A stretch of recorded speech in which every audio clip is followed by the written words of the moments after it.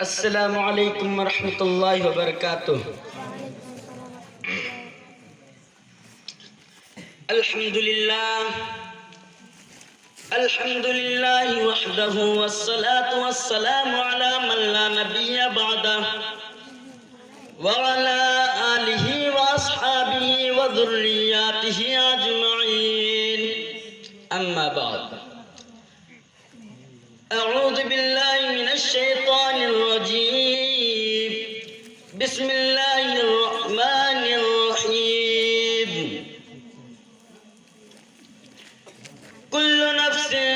ذائقۃ الموت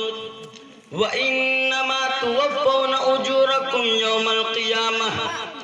فمن زحزح عن النار وادخل الجنۃ فقد فاز وما الحياة الدنيا إلا متاع الغرور۔ وقال النبي صلى الله عليه وسلم إن الدنيا خلقت لكم وإنكم خلقتم للآخرة، أو كما قال عليه الصلاة والسلام۔ صدر محترم اور حاضرین انجمن، آج میں آپ حضرات کے سامنے ایک ایسا موضوع، ایک ایسا عنوان، ایک ایسا مسئلہ انشاءاللہ آپ لوگوں کے سامنے بیان کرنے کی کوشش کروں گا جو اختلاف سے بالاتر ہے۔ میرے دوستو، دنیا میں ہر مسئلے، ہر نظریے اور ہر فلسفے پر اختلاف موجود ہے، مگر دنیا کے کسی خطے، کسی فلسفے اور کسی نظریے میں اس بات پر کوئی اختلاف نہیں ہے، اور وہ ہے موت۔ میرے دوستو، دنیا کا کوئی بھی فرد، دنیا کی کوئی بھی قوم، دنیا کا کوئی بھی گروہ اور دنیا کا کوئی بھی حکومت و سلطنت اس بات کا انکار کرنے والی نہیں۔ میرے دوستو، آپ کو دنیا میں ایسے بھی لوگ مل جائیں گے جو خدا واحد کا انکار کرتے ہیں، آپ کو دنیا میں ایسے بھی لوگ مل جائیں گے جو انبیاء کرام کا انکار کرتے ہیں، آپ کو دنیا میں ایسے بھی لوگ مل جائیں گے جو آسمانی کتابوں کا بھی انکار کرتے ہیں، آپ کو دنیا میں ایسے بھی لوگ مل جائیں گے جو جزا اور سزا کا انکار کرتے ہیں، آپ کو دنیا میں ایسے بھی لوگ مل جائیں گے جو قبر اور حشر، جنت اور دوزخ کا انکار کرتے ہیں، مگر آپ کو کوئی بھی ایسا شخص نہیں ملے گا جو موت کا انکار کرتا ہو۔ موت کا انکار کوئی کر ہی نہیں سکتا، بلکہ موت یہ یہی حقیقت ہے، موت ایک اٹل حقیقت بلکہ ایک ناقابل تردید حقیقت ہے، موت ایک نہ بدلنے والا فیصلہ ہے جس کا مشاہدہ ہر انسان اپنے دونوں آنکھوں سے دن رات اپنے گاؤں، محلوں اور گلی کوچوں میں کرتا رہتا ہے۔ اس روئے زمین پر رہنے والا ہر شخص، ہر قوم، ہر گروہ کو اس بات پر یقین ہے کہ اس عمر ناپائیدار کو ایک نہ ایک دن ختم ہونا ہے۔ ہر شخص کو اس بات پر یقین ہے جب موت آئے گی تو ہم سے اجازت لے کر نہیں آئے گی۔ ہر شخص کو اس بات پر یقین ہے کہ جب موت آنے کا وقت آ جائے گا، وہ آ جائے گی، نہ تو اس سے بادشاہوں کو قلعے روک سکتے ہیں، اور نہ ہی بلند و بالا عمارتیں، اور نہ ہی دیواریں ان کی راہ میں حائل ہو سکتی ہے۔ ہر شخص کو اس بات پر یقین ہے کہ موت سے نہ تو فرعون جیسے متکبر کو چھوڑتی ہے، اور نہ ہی موسیٰ جیسے کلیم اللہ کو بخشتی ہے۔ ہر شخص کی اس بات پر یقین ہے موت نہ تو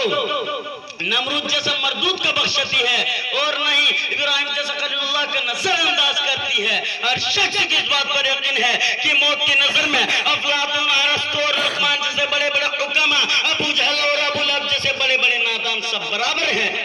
ہر شخص کی اس بات پر یقین ہے کہ موت سے نہ تو ابو بکر اور عمر محفوظ رہ سکے، اور نہ ہی کائنات کے سردار جناب محمد الرسول اللہ صلی اللہ علیہ وسلم محفوظ رہ سکے۔ ہر شخص کو یقین ہے کہ نبی ہے تو موت آئے گی، ولی ہے تو موت آئے گی، قطب ابدال ہے تو موت آئے گی، عالم ہے تو موت آئے گی، جاہل ہے تو موت آئے گی، بادشاہ ہے تو موت آئے گی، فقیر ہے تو موت آئے گی، بچہ ہے تو موت آئے گی، بوڑھا ہے تو موت آئے گی، عقل ہے تو موت آئے گی، پاگل ہے تو موت آئے گی، مرد ہے تو موت آئے گی، عورت ہے تو موت آئے گی۔ ہر شخص کو اس بات پر یقین ہے کہ زندگی گزارنے والا ہے تو موت آئے گی، گھاس پھوس کے جھوپڑی میں رہنے والا اس کو بھی موت آئے گی۔ ہر شخص کو اس بات پر یقین ہے کہ دنیا کا کوئی بھی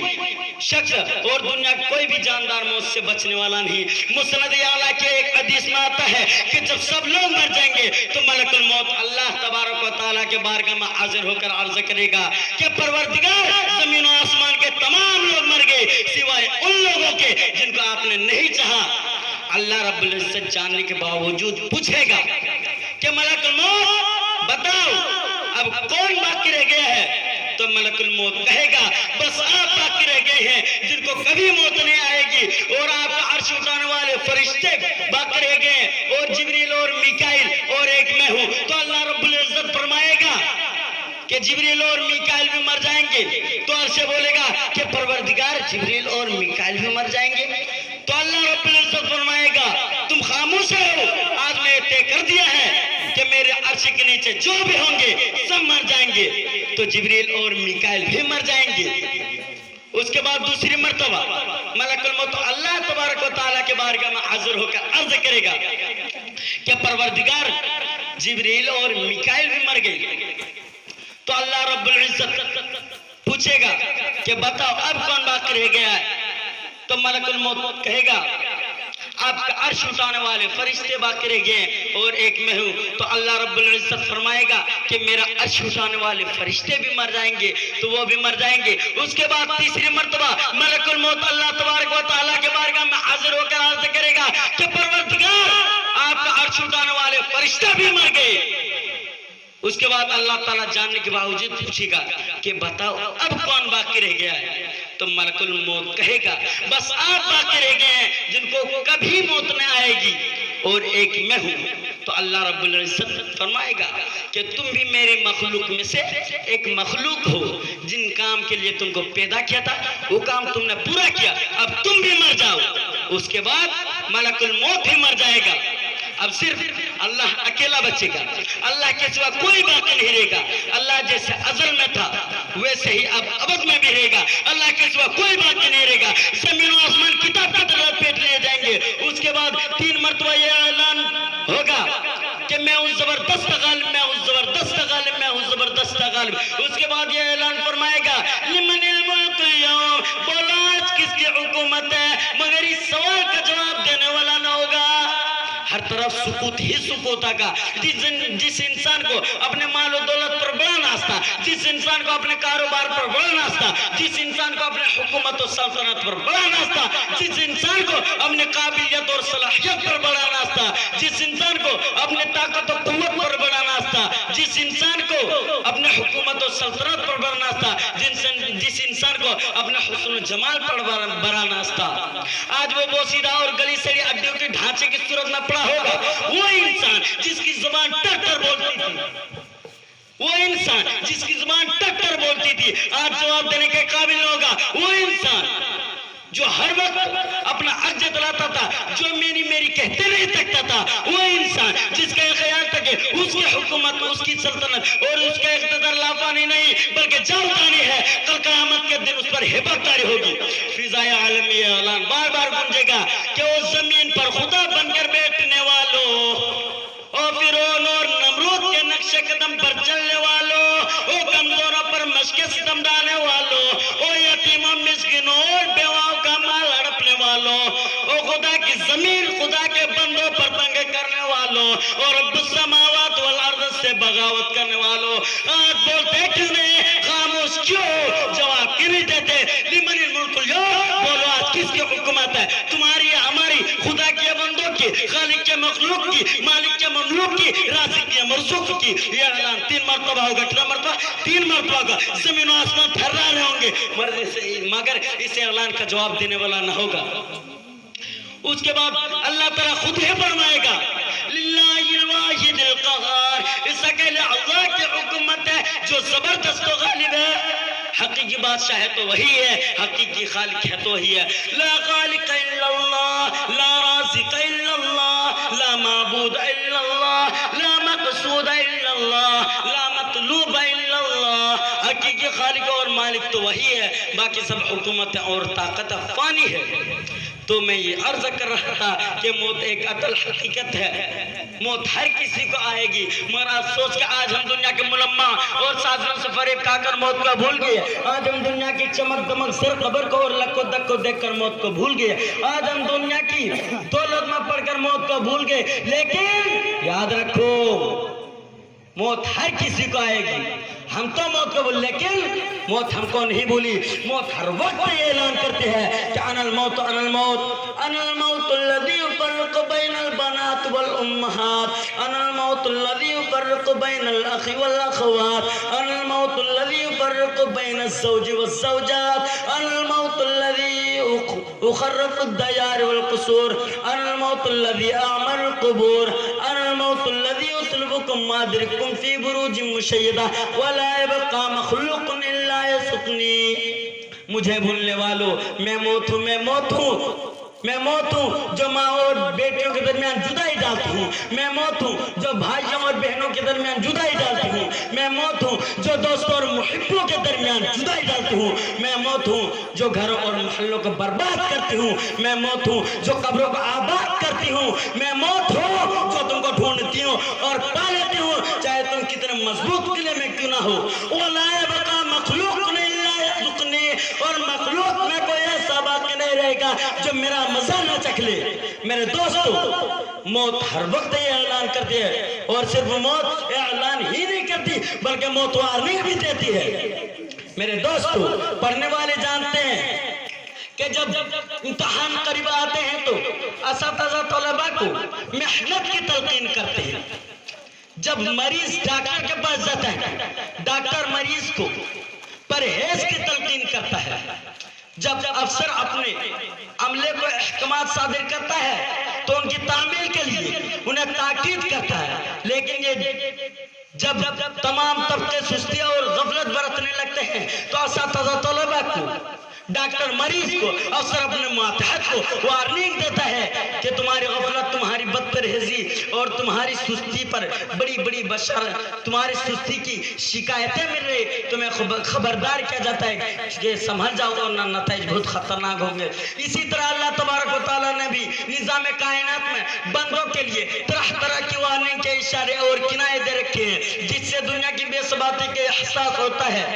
کہ ایک بستی سیلاب کی زد میں آ کر صفحہ ہستی سے مٹ گئی ہے دیکھنے والوں کے لیے وارننگ یہ ہے کہ تمہارا بھی یہی حشر ہو سکتا ہے بھولنا مت ایک زلزلے سے ہزاروں انسان زمین کے اندر دھس گئی پیوند زمین ہو گئی دیکھنے والوں کے لیے وارننگ ہے کہ تمہارا بھی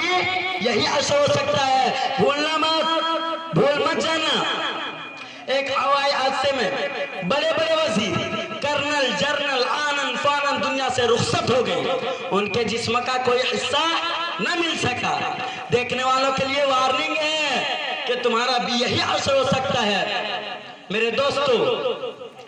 ایک ریلوے حادثے میں سینکڑوں انسان موت کے منہ میں آ گئی دیکھنے والوں کے لیے وارننگ ہے کہ تمہارا بھی یہی حشر ہو سکتا ہے خیال رکھنا میرے دوستو گھر سے ہنستے کھیلتے خوشی کے ساتھ یادیں بجاتی ہوئی ایک بارات روانہ ہوتی ہے مگر موت نے راستہ ہی میں آ پکڑا والدین کے گھر کو رام مچ گیا سسرال والوں کے ساتھ ماتم بچ گیا کیا ہوا ایکسیڈنٹ ہو گیا بارات کے ہم لوگ لقمہ عدل بن گئے انا للہ و انا الیہ راجعون کہ دیکھنے والوں کے لیے وارننگ ہے کہ تمہارا بھی یہی حشر ہو سکتا ہے یاد رکھنا میرے دوستو تمہارا بھی یہی حشر ہو سکتا ہے دنیا کا کمانا اور مالدار ہونا کوئی بری بات نہیں ہے بلکہ کسب حلال اور حلال روزی پر بڑی بڑی بشارتیں ہیں حلال روزی کمانے والے کل قیامت کے دن صدیقین شہداء اور صالحین کے ساتھ ہوں گے مگر اس کا مطلب یہ نہیں کہ وہ انسان دنیا کمانے میں اتنا مست ہو جائے کہ ان کو یہ بھی معلوم نہ ہو کہ میں مسلمان ہوں میرے اوپر کچھ ذمہ داریاں ڈالی گئی ہیں میں نے کہا میرا خالق اور مالک ایک ہے جو میرا ہر عمل کو دیکھ رہا ہے میرے دوستو آج انسان یہ بھول گیا کہ ایک دن مجھے قبر میں جانا ہے جو وحشت اور تنہائی کا گھر ہے مجھے منکر نکیر کے سوالوں کا سامنا بھی کرنا ہے مجھ سے زندگی کے ایک لمحہ کے بارے میں سوال کیا جائے گا کہ اپنے اوقات کہاں گزارا اپنے اوقات کن چیزوں پہ گزارا اپنی جوانی کہاں گوائی اپنے تندرستی کہاں کھوائی آج انسان یہ بھول گیا کہ اگر میں نماز نہیں پڑھوں گا تو قبر میرے لیے ایک جہنم کا دہتا ہوا ٹکڑا ہوگا آج انسان یہ بھول گیا کہ اگر میں نماز نہیں پڑھوں گا تو دنیاوی نقصان یہ ہوگا کہ میری مال میں سے برکت اٹھا دی جائے گی میری زندگی میں برکت برکت نہیں ہوگی، نیک لوگوں کی دعا میں میرا حصہ نہیں ہوگا۔ آج انسان یہ بھول گیا کہ اگر میں نماز نہیں پڑھوں گا تو میری قبر اتنی تنگ کر دی جائے گی کہ ایک پسینہ دوسرے پسینے میں گھس جائے گی۔ آج انسان یہ بھول گیا کہ اگر میں نماز نہیں پڑھوں گا تو مجھ پر قبر میں مجھ پر ایک خطرناک گنجا صاحب مسلط کر دیا جائے گا۔ آج انسان یہ بھول گیا کہ اگر میں زکوٰۃ ادا نہیں کروں گا تو میری مال کا ازدہے کی شکل میں ازدہے کی شکل میں میرے گلے میں ڈال دیا جائے گا۔ آج انسان یہ بھول گیا کہ اگر میں یتیموں مسکینوں اور بیواؤں کا مال ہڑپوں گا تو کل قیامت کے دن میرے منہ میں آگے کے پتہ گھسے جائیں گے۔ آج انسان یہ بھول گیا کہ اگر کسی کی زمین دباؤں گا تو زمین کا توق میرے اوپر ڈال دیا جائے گا۔ آج انسان یہ بھول گیا کہ اگر میں زنا کروں گا تو سانپ اور بچھو میرے اوپر مسلط کر دیے جائیں گے۔ میرے دوستو، تم اے دنیا پر فریفتہ ہونے والے انسان، تمہارا دنیا میں آنا کوئی انوکھی بات نہیں ہے۔ تمہارے جیسے بے شمار لوگ اس فانی دنیا میں آئے جو اکڑ کے چلتے تھے،